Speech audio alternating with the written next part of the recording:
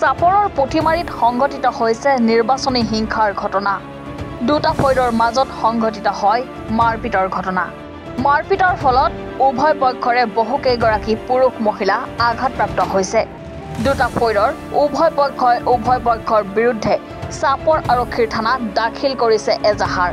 উল্লেখ্য যে বীৰসিং জৰুৱা সমষ্টিৰ অন্তৰ্গত পুঠিমাৰীত নায়েৰ আলগা তিলাপাৰা জিলা পৰিষদৰ সদ্য ঘোষিত বিজয়ী প্ৰাৰ্থীয়ে সমৰ্থকসকলক লৈ ভোটাৰক শুভেচ্ছা জনাবলৈ আহে। কিন্তু পুঠিমাৰীৰ পঞ্চায়তৰ আঞ্চলিক সদস্য পদত পৰাজিত প্ৰাৰ্থীৰ সমৰ্থকসকলে জিলা পৰিষদৰ প্ৰাৰ্থীৰ সমৰ্থকসকলক মাৰপিট কৰাৰ অভিযোগ উঠিছে। পৰাজিত আঞ্চলিক সদস্যগৰাকীক সমৰ্থন নকৰি বেলেগ প্ৰাৰ্থীক সমৰ্থন কৰাৰ বাবেই এই মাৰপিট কৰাৰ অভিযোগ জিলা পৰিষদৰ প্ৰাৰ্থী সমৰ্থকসকলৰ। অৱশেষত দুটা পক্ষৰ লোকে নিশা চাপৰ আৰক্ষীৰ থানাত উপস্থিত হৈ উভয় পক্ষৰ বিৰুদ্ধে এজাহাৰ দাখিল কৰে। এই মাৰপিটৰ আচল ৰহস্য কি সেয়া আৰক্ষীৰ তদন্ততহে ওলাই পৰিব।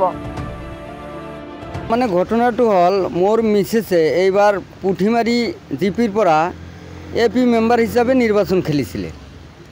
কিন্তু ইয়াৰ মাজতে মানে খুৰছিদা বেগম এপি হিচাপে জিকিছে আৰু আলী আকবৰ মিয়াৰ মিছেছ ফৰিদা ইয়াসমিনে জিকিছে। সিহঁতে বিজয় ৰেলী লৈ বহুত মানে গাড়ী লৈ মানুহ লৈ আহিছে।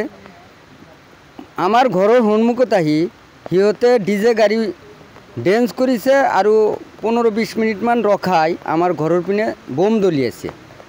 তেতিয়া মোৰ সৰু ভাইটি ইনচান আলী আৰু তেওঁৰ মিছেছ ছফিয়া খাতুন আৰু এজন ভাইটিৰ মিছেছ আনৰা খাতুন আৰু ভাইটি আইজুদ্দিনে কৈছে যে আমাৰ মাগৰিবৰ নামাজৰ সময় সেই সময়ত। তেতিয়া সিহঁতে বাধা দিয়াত সিহঁতক মানে বহুত গাড়ীৰ পৰা সিহঁতে নামি ডিজে গাড়ীৰ পৰা মানুহ ল'ৰাবিলাকে নামি আৰু মমতাজ বেগম প্ৰাক্তন জিলা পৰিষদে অৰ্ডাৰ দিছে যে সিহঁতক ধৰ। আমাৰ ছফিয়া খাতুন ভাইটিৰ মিছেছ আৰু ইনচান আলী আৰু আইজুদ্দিন আৰু আনৰা খাতুনক আৰু কেইজনমান লগৰীয়াই বহুত মাৰপিট কৰিলে। মাৰপিট কৰি আঘাতপ্ৰাপ্ত কৰিলে। তেতিয়া আমি হস্পিটেলত আহি সিহঁতৰ প্ৰেছক্ৰিপশ্যন লৈ থানাত আহি আমি এজাহাৰ FIR এটা কৰিলোঁ।